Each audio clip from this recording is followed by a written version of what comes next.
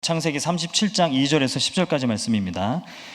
야곱의 족보는 이러하니라. 요셉이 17세의 소년으로서 그의 형들과 함께 양을 칠 때에 그의 아버지의 아내들 빌하와 실바의 아들들과 더불어 함께 있었더니 그가 그들의 잘못을 아버지에게 말하더라.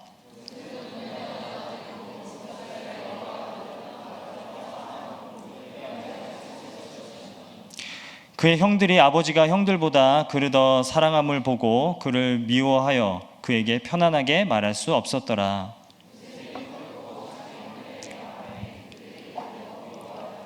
요셉이 그들에게 이르되 청하건대 내가 꾼 꿈을 들으시오.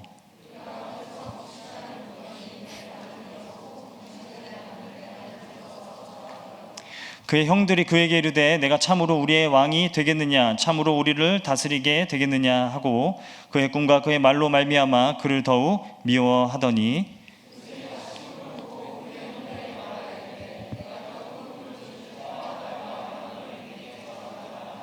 함께 읽겠습니다. 그가 그의 꿈을 아버지와 형들에게 말하매 아버지가 그를 꾸짖고 그에게 이르되 내가 꾼 꿈이 무엇이냐, 나와 내 어머니와 내 형들이 참으로 가서 땅에 엎드려 절하겠느냐. 아멘. 우리 말씀 듣기 앞서서 옆에 있는 분들하고 인사 한번 해보도록 하겠습니다. 이렇게 한번 인사해보죠. 난 무조건 네 편이야. 이렇게 인사하겠습니다.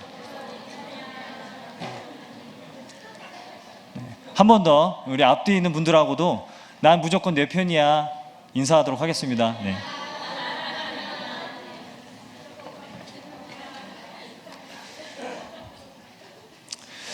오늘 본문을 보게 되면요, 2절에서 어떻게 시작을 하고 있냐면 야곱의 족보라고 시작을 하고 있습니다.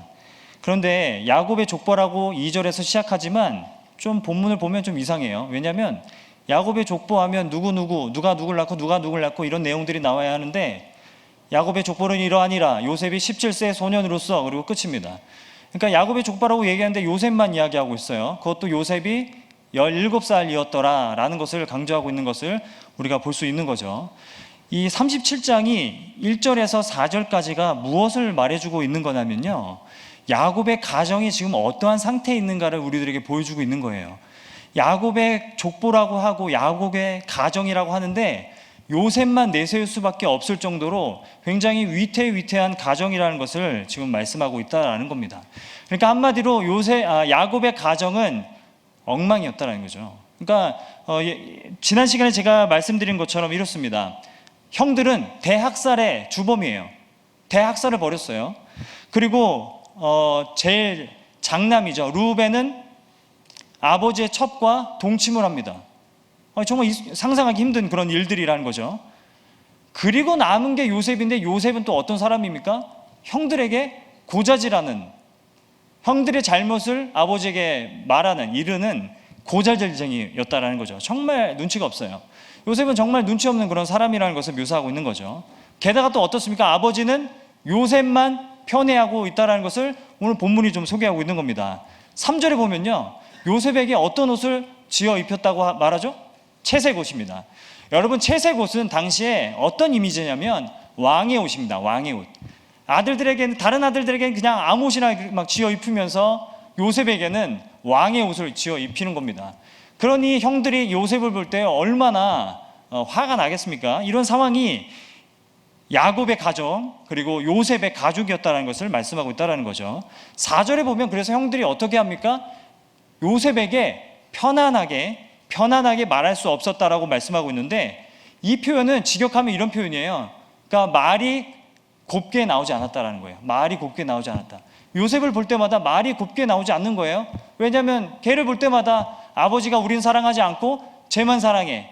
그러니까 막 짜증이 나고 걔만 볼 때마다 그냥 말이 곱게 나오지 않는 거죠. 우리가 2절부터 4절까지만 봐도 우리가 무엇을 알 수 있냐면 야곱의 가정이 어떠한지를 우리가 알 수 있는 겁니다. 야곱의 가정이 어떠하고 요셉의 가족이 어떠했는지를 우리가 알 수 있게 된다는 거죠. 그러니까 한마디로 요약하면 요셉의 가족은 상처로 인해서 굉장히 얼룩져 있고 그리고 다 분열되고 다 깨어진 그런 상태였다는 것을 알 수가 있습니다. 지난 시간에도 우리가 살펴본 대로 야곱은 그 아들들에게 사랑을 제대로 주지 않았어요. 아들들을 그렇게 사랑하지 않았다라는 거예요. 그런데 여러분, 야곱도 역시 피해자입니다. 왜냐하면 야곱도 어떻게 자랐습니까? 아버지 이삭이 에서만 사랑했죠. 그러니까 편애를 받고 자란 그 부모가 자기 아들들에게도 그렇게 편애하게 되더라. 그러니까 가정에 있는 어떤 쓴뿌리가 계속해서 대를 이어서 내려오더라. 가정 가운데 있었던 상처가 계속해서 그 아들의 아들로 계속해서 뿌리를 내리고 있더라라는 것을 오늘 본문이 이야기해주고 있는 상황이라는 겁니다. 여러분, 이렇게 보면요, 정말 중요한 게 뭐냐면 부모의 사랑이 자녀들의 어떤 자존감을 형성하는 데 있어서 굉장히 지대한 영향을 미친다는 것을 우리가 알 수가 있어요. 부모의 사랑을 잘 받아야만 자존감이 건강하게 형성이 될 수 있다는 거죠. 제가 이제 어떤 논문들을 살펴보면서 발견한 사실인데, 흔히 이제 전쟁을 경험한 나라들은요, 항상 전쟁 이후에 전쟁 후유증을 겪는다고 해요.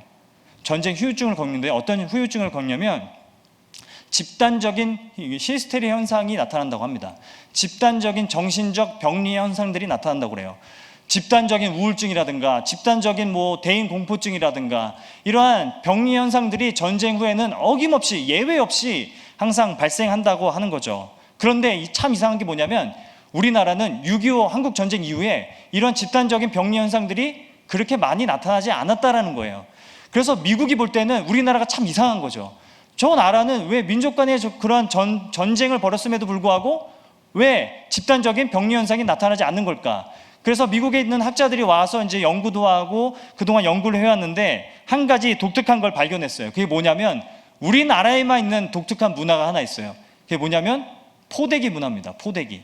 애기들을 업을 때 이제 포대기로 엄마들이 이렇게 업는 그 포대기 문화가 우리나라에만 있는 그런 독특한 문화라는 것을 그들이 발견하게 되죠. 이 엄마와 아이가 이 피부를 맞대고 밀착하여서 유대감을 또 느끼게 되고, 그리고 애착을 형성할 수 있을 때 아이들은 아주 강한 안정감을 누릴 수 있게 된다고 그래요. 그래서 엄마로부터 어렸을 때 받은 그 애착이 나중에 커서 힘든 일을 당했을 때 그 힘든 일을 이겨낼 수 있는 그런 강한 정신력으로 작용을 한다는 것을 그 학자들이 이제 발견하게 됐다는 겁니다. 여러분, 그런데 반대로 생각해 봅시다. 전쟁을 모르는 이 시대는요, 오히려 그 정신적 병리 현상들이 더 많이 늘어나고 있는 시대라는 거죠. 왜 그렇습니까? 그 부모와 자녀 간의 그런 애착 형성이 많이 어려운 시대가 되어졌고, 조기 유학 열풍이라든가, 그리고 이제 맞벌이 부모들이 많아지면서라든가, 아무튼 정말 세상이 정말 파편화 되어져 가는 시대이기 때문에 이런 애착 형성이 어렵고, 그러다 보니까 오히려 더 정신적 병리 현상들이 많이 일어나는 시대이지 않을까라는 생각을 해보게 된다는 겁니다. 이렇게 볼 때 중요한 게 뭐냐면, 사람은 무조건적으로 받아주는 그 사랑을 경험해야 한다는 거예요. 사람이 건강하게 자라려면 무조건적으로 받아주는 그 사랑이 필요하다는 겁니다. 쉽게 말해서 이런 거죠. 나는 무조건 네 편이야. 부모가 자녀들에게 난 무조건 네 편이란다, 난 무조건 너의 편이란다, 이렇게 말해줄 수 있는, 그 무조건적으로 받아줄 수 있는 그 사랑을 경험해야만 건강하게 자녀가 자랄 수 있다는 거죠.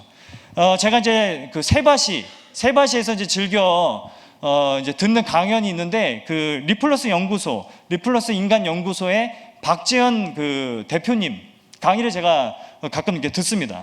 근데 그분이 그런 말을 해요. 아들이 학교에서 상처를 받고 돌아오면 엄마가 같이 공감해 주어야 한다. 같이 분노해 주어라.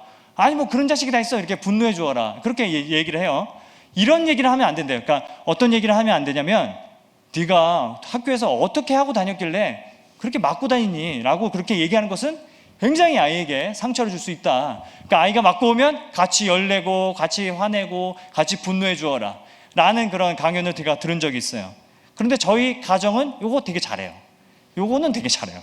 한번 이런 일이 있었습니다. 지난주입니다. 지난주에 있었던 일인데, 6살짜리 제 아들 녀석이 어린이집에서 다른 김모모 어린이에게 맞고 왔어요. 그것도 2번이나 이틀 연속으로 맞고 왔어요. 그래서 막 어린이집 가기 싫다고 막 너무 속상해 하는 겁니다. 그걸 보면서 이제 그 얘기를 들으면서 이제 우리 가족들이 이제 얘기를 하는 거죠. 그런데 이 아들의 이제 누나, 8살 된 누나가 이렇게 얘기하는 거예요.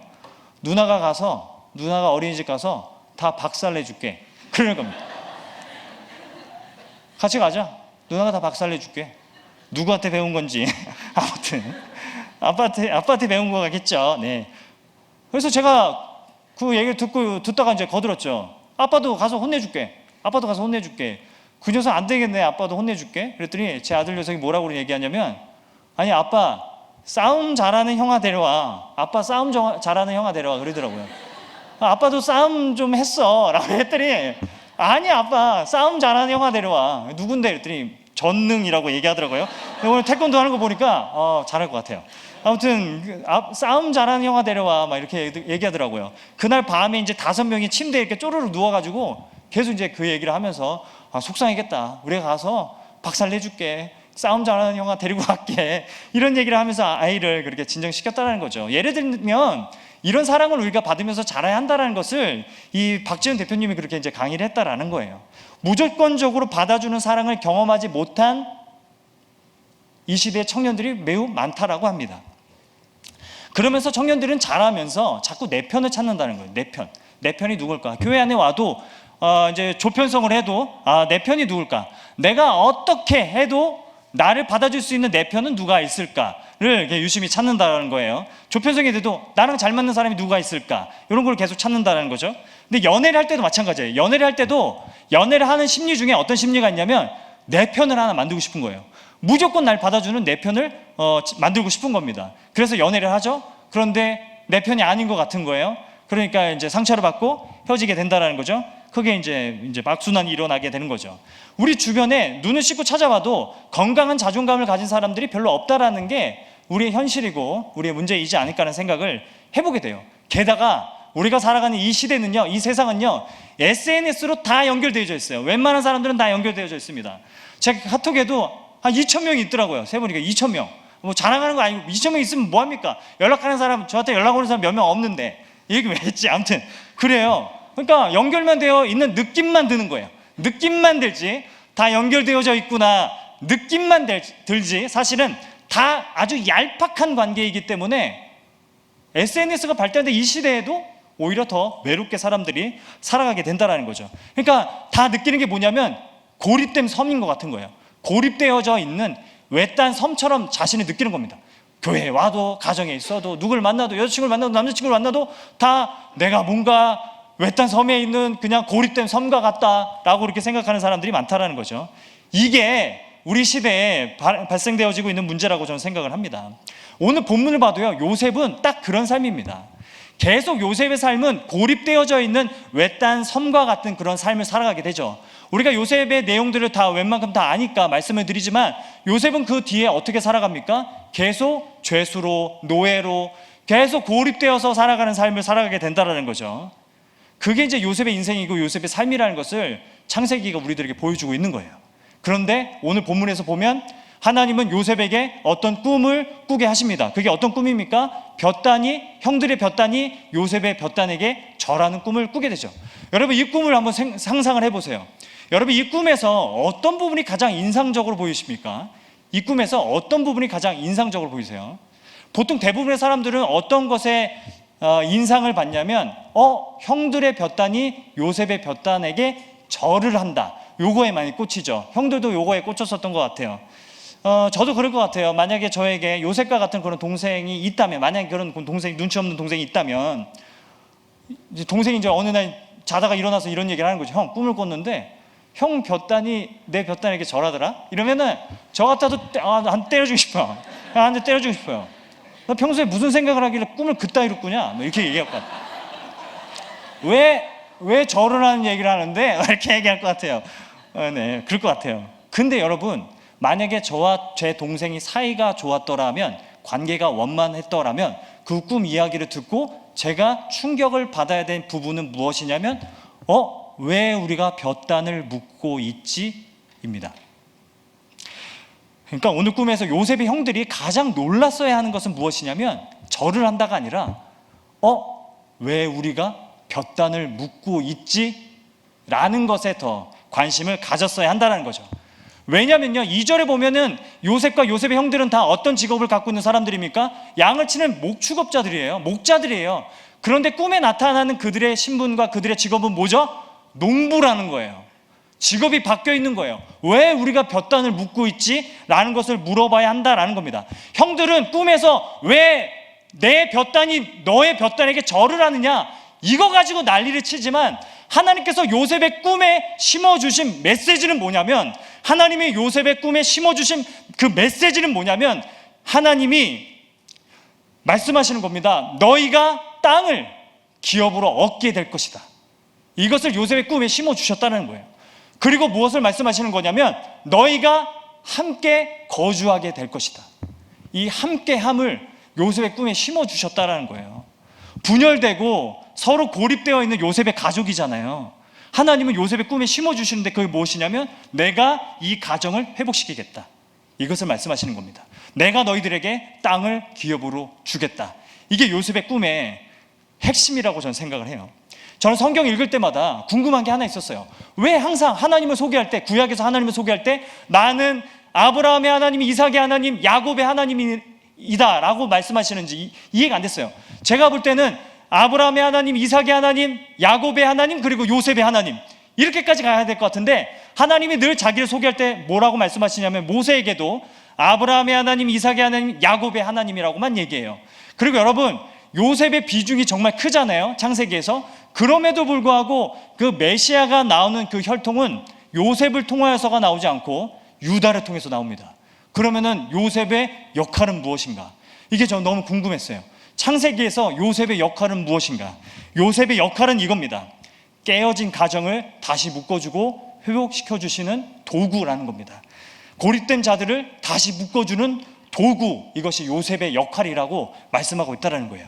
우리가 요셉의 스토리를 보면서 우리가 기억해야 될 것은, 우리도 열심히 하나님 믿으면 다 총리된다, 이게 아니라는 거예요. 그걸 얘기해 주시는 게 아니라는 거예요.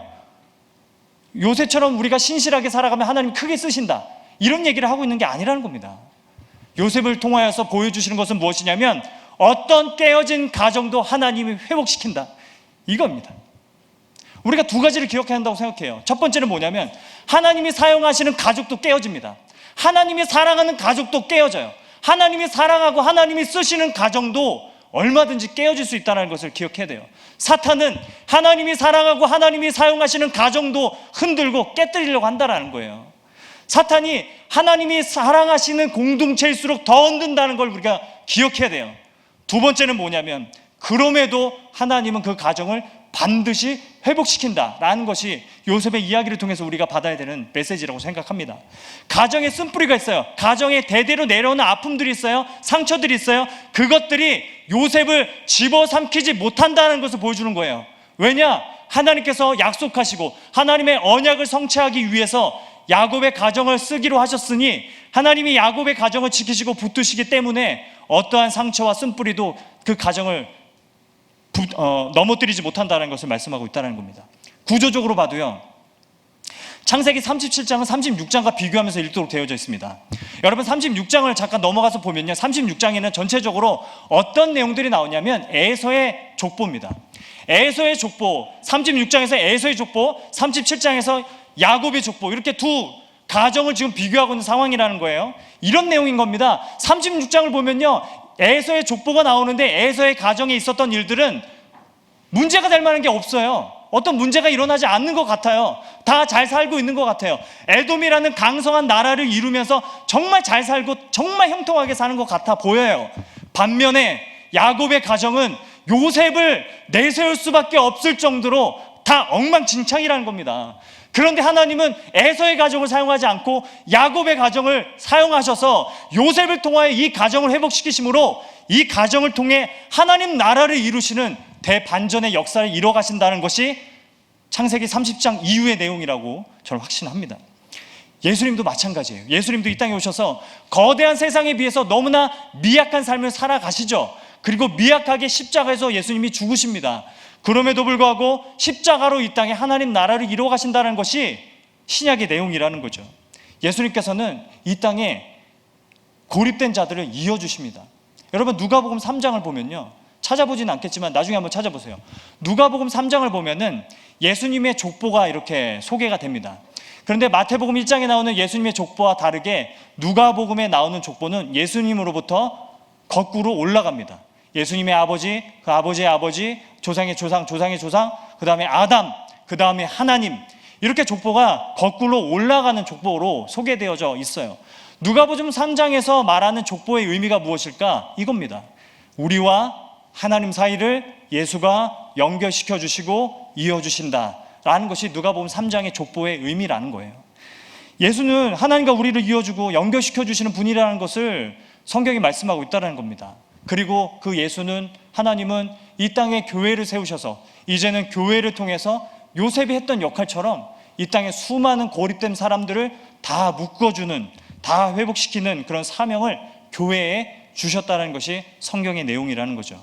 분열되고 그리고 다 깨어진, 그리고 다 고립되어져 살아가고 있는 수많은 사람들을, 고와 같이 살아가고 있는 수많은 사람들을 하나님은 다시 다 묶으시고 부르시고 그리고 회복시키셔서 하나님 나라를 이루어 가신다는 것이 성경의 내용이라는 겁니다. 다시 묶고 다시 회복시키는 것, 그것이 교회에 주신 사명이고 교회의 역할이라는 것이죠. 끊임없이 분열되는, 고립시키는 사탄의 그 권세 앞에서 이 땅에 하나님 나라를 이루어가는 그 도구로 교회를 사용하신다. 이게 성경이 우리들에게 말씀하시는 겁니다. 제가 읽은 책 중에 데이비드 플랫 목사님이 쓰신 그 레디컬이라는 책이 있어요.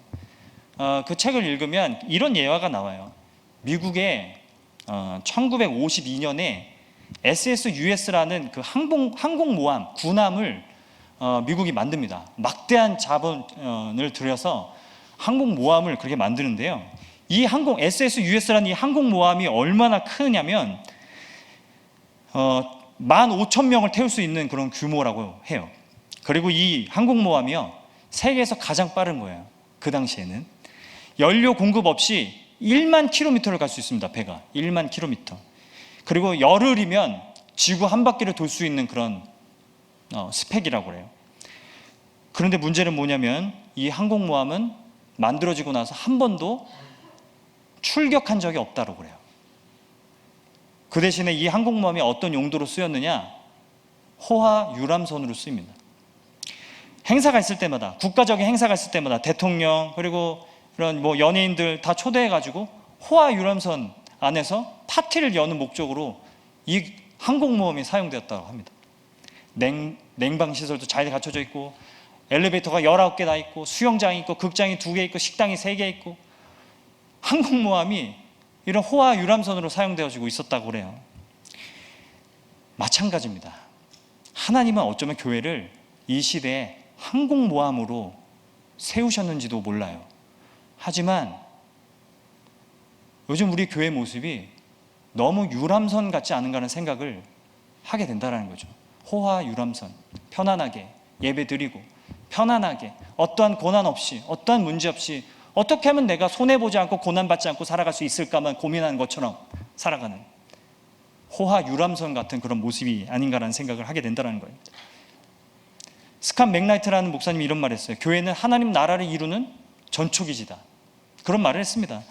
오늘날의 교회 모습들을 보면 유람선 같죠. 근데 교회만 그렇습니까? 우리의 삶은 어떻습니까? 우리의 삶도 하나님은 영적인 군사로 부르셨고, 그리고 우리의 삶도 바다를 항해하는 항공모함으로 우리를 부르셨는데 우리의 인생이 너무 유람선 같지 않냐라는 거예요. 여러분, 오늘 무엇을 즐기시겠습니까? 뭘 해야 여러분이 즐겁습니까? 뭘 해야 여러분 가슴이 뜨겁습니까? 여러분, 뭘 해야 여러분이 내가 살고 있는 것 같다는 생각이 드십니까? 우리의 모습이 유람선 같다는 생각하지 않으십니까? 도대체 복음의 능력을 여러분 어디서 우리가 맛볼 수 있습니까? 복음의 능력을 우리가 어디서 경험할 수 있습니까? 여러분, 유람선인 이상 복음의 능력을 경험할 수가 없다라는 거죠. 저는 꿈꿉니다. 충격교회 청년부가 항공모함이 됐으면 좋겠어요. 세상 가운데 침투해서 고립된 자들을 다 회복시키는 그런 항공모함이 될 수 있었으면 좋겠습니다. 너무 이상적인 얘기로 들리실지 모르겠지만 저는 그런 꿈을 가지고 있어요. 전 여러분의 삶도 그런 항공모함처럼 사용되어지기를 원해요. 그래서 세상에 수많은 고립되어져 있는 사람들을 회복시키고, 깨어진 가정들을 회복시키고, 깨어진 관계들을 회복시키는 그런 영적인 도구가 될 수 있기를 주님의 이름으로 축원합니다. 말씀을 맺겠습니다. 저는 이 말씀을 너무 드리고 싶었어요. 뭐냐면 이런 거예요. 어떤 가정도 하나님이 회복시킨다는 거예요. 아무리 분열되어 있고 고립되어 있어도 하나님 그 가정 반드시 회복시킵니다. 그게 성경을 통해서 계속 반복해서 말씀하고 있는 거 아닙니까? 여러분을 통해서 하나님 그 가정을 회복시키실 거라고 저는 확신합니다. 모두가 예수 그리스도를 찬양하고 함께 예수 그리스도 앞에 예배드리는 그 영광의 날을 하나님께서 맛보게 해주실 줄 믿습니다. 하나님을 사랑하는 자 곧 그의 뜻대로 부르심을 입은 자들에게는 모든 것이 합력하여 선을 이루느니라. 요셉의 삶을 통해서 우리가 붙들 수 있는 말씀이지 않습니까? 저는 이 자리에도 나는 여러분 가운데 나는 왠지 요즘 굉장히 외딴 섬 같다, 고립되어 있는 외딴 섬 같다. 가정에서도 교회에서도 공동체 안에서도 학교에서도 직장에서도 난 정말 외딴 섬 같다, 그렇게 느끼는 분들이 있다면 하나님이 여러분을 버리지 않으시고 하나님이 이 시간 여러분들에게 성령의 매는 줄로 묶어주셔서 여러분의 고립으로부터 회복시키는 그런 은혜가 있기를 간절히 소망합니다. 하나님이 여러분을 고아와 같이 내버려 주지 않으신다는 그 사실을 기억하셨으면 좋겠습니다. 여러분, 선교팀이 이제 다음 주에 인도네시아를 가게 돼요. 5년 전에 제가 인도네시아 선교를 갔었는데 그때 랑상섬이라는 곳에 갔어요. 랑상섬에 갔는데 그 섬에 가서 예배를 드리는데, 그래서 이제 무언국도 하고 그리고 워십 댄스도 하고 아이들 앞에서 그렇게 하는데, 보통은 이제 엄마 아빠들이 아이를 안고 그렇게 예배를 드려요. 그런데 한쪽에 한 15명 정도가 두 줄로 아이들만 앉아 있는 거예요. 뭐지? 찬양팀인가? 뭐지? 그러고 있었는데 선교사님이 그런 얘기를 하시더라고요. 저기에 앉아 있는 15명 아이들은 엄마 아빠가 없는 고아들이란다 라고 얘기하시더라고요. 그 현지 사역자 한 분이 그 아이들을 묶어내고 있더라고요. 그 오지의 섬에서, 정말 고립되어져 있는 그런 섬에서 그 아이들을 계속해서 묶어내고 있더라고요. 예수의 사랑으로 묶어내고 있더라고요. 저는 이번 선교 준비하면서 그 아이들이 많이 생각났어요. 저는 아이들이 불쌍해서 가는 거 아니에요. 걔네들이 불쌍하다고 생각하지 않아요.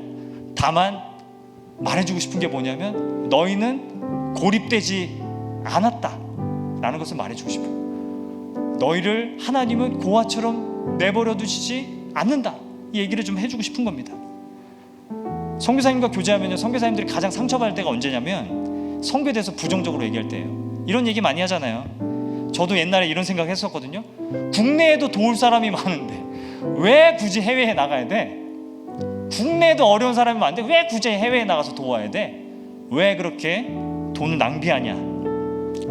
이런 비유를 합니다. 우리 집 앞에도 쓰레기가 한적한데 왜 남의 집 가서 쓰레기 치워준다고 그 난리냐? 이런 얘기를 들을 때 선교사님들이 가장 많이 상처를 받는다고 해요. 여러분, 쓰레기 치우는 문제는 그렇게 생각할 수 있어요. 하지만 선교를 막상 가보면 정말 선교사를 파송하지 않고 그리고 선교팀을 파송하지 않으면 정말 고립되어 있는 사람들이 정말 많구나 라는 것을 절감하게 되고 돌아오게 된다는 거죠. 선교팀이 가서 보면 정말 여기는 너무 고립되어져 있구나, 아무도 신경을 쓰지 않고 있구나, 그런 생각을, 그런 느낌을 받게 된다라는 것이죠. 정말 자립할 수 없는, 아무도 돌아보지 않는 사람들이 얼마나 만주하십니까? 요즘 세계화다, 페이스북 사용자가 14억 명이다, 카카오톡 여러분 이용자가 몇 명 줄 아세요? 5천만 명. 그러면 뭐합니까? 세계가 다 연결되어져 있는 착각만 일으키고 있는 거예요. 하나도 연결되어져 있지 않다고 생각해요. 우리가 흥미로워하고 우리가 듣고 싶은 소식은 빨리 우리가 얻을 수 있죠. 내가 찾고 싶은 소식은 빨리 들을 수 있는 세상이 되었을지 몰라도 더 세계화가 되고 더 SNS가 더 발전하는 만큼 고립된 사람들은 더 고립되고 더 걸러지는 그런, 관심도 못 갖는 그런 시대가 되어져 있다는 것을 우리가 생각해야 되지 않느냐라는 거예요. 이런 시대, 이런 고립의 시대에 누가 가서 세상을 헤집고 다니면서 너 고립되지 않았다, 하나님께서 널 부르신다, 하나님 너 여전히 사랑하신다는 말을 누가 전해주어야 합니까? 여러분, 언제까지 남의 일이라고 우리가 생각해야 하느냐라는 거예요. 우리는 자꾸만 교회 안에 있다 보면 하나님의 형상을 드러내려고 하기보다는 자기 형상을 가꾸는 데 집중합니다. 내 형상을 어떻게 하면 가꿀 수 있을까? 내가 어떻게 하면 존경받을 수 있는 그런 인물이 될 수 있을까? 내가 어떻게 하면 교회 안에서 종교적으로 괜찮은 사람처럼 보일 수 있을까? 이런 것만 고민을 해요. 그러다 보니까 자신을 깨뜨리고 자기를 부인하고 십자가를 지고 세상 가운데 나아가서 세상을 변화시키고 세상 가운데 나아가 고립된 사람들을 회복시키는 그 역할을 해주는 사람들이 얼마나 많이 배출되고 있는가 생각해보면 정말 안타깝습니다. 로마서 10장 13절 말씀, 누구든지 주의 이름을 부르는 자는 구원을 받으리라. 누구든지 주의 이름을 부르는 자들은 구원을 받으리라.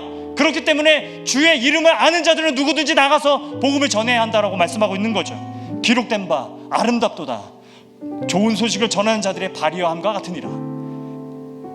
모두가 연결되어져 있는 것처럼 보이지만 다 고립된 외딴 섬처럼 정말 외로워하면서 내 편이 누군가만 찾고 있는 이 시대 가운데 사탄은 끊임없이 우리를 분열시키고 갈라서게 만들고 우리를 고립시키는 이 시대 가운데 이 사탄의 역사에 대항하여서 우리의 삶을 항공모함처럼 바다에 던지고 세상에 던지고 우리의 삶을 던지며 나아가는, 그래서 고립되어 있는 수많은 사람들에게 찾아가 넌 고립되어 있지 않았다, 하나님이 너의 가정을 회복시켜 주실 것이다, 너의 인생을 통해 하나님이 크게 사용하실 것이라고 말해줄 수 있는 그런 사람들이 더욱더 많이 배출될 수 있기를 간절히 주님의 이름으로 소망합니다.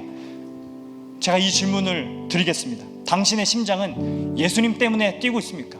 무엇 때문에 뛰고 있습니까? 여러분, 오늘 여러분의 삶 가운데 여러분은 무엇 때문에 그렇게 심장이 뛰고 있습니까?